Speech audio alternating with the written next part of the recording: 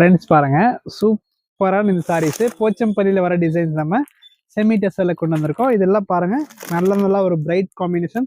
5 colours பார்க்கலாம். Multi piece stock இருக்கு பாருங்க, ரொம்ப சூப்பரான இந்த டிசைனு. திரும்பி இன்னைக்கு ரீஸ்டாக் போட்டாச்சு. 825 ரேஞ்சில் இந்த சாரீஸ்.